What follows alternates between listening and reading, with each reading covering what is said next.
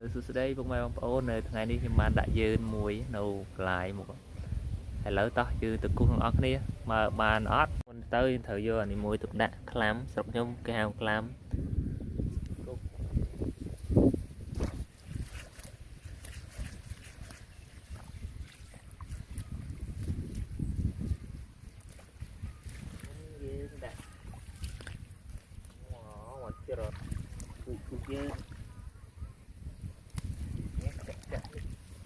chạ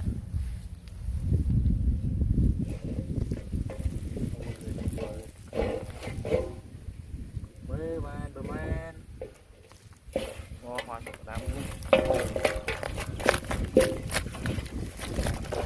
đó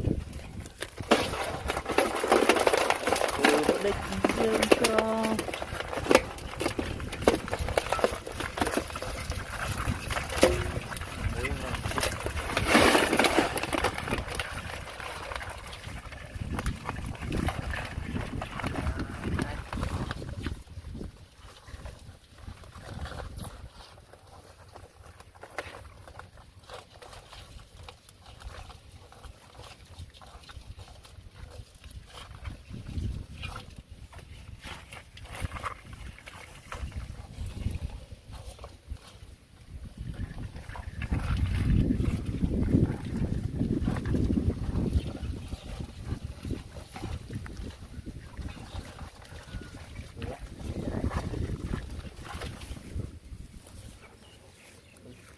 cuốn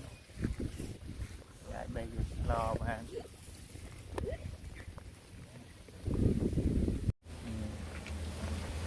tử tịch phù hợi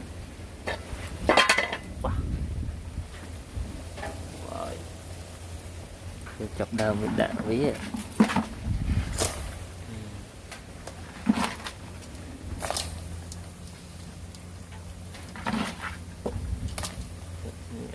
đây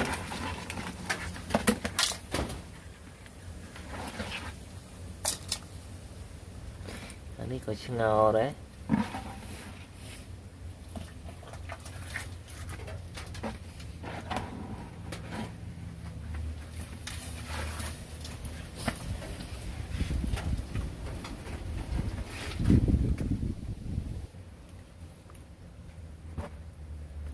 Cro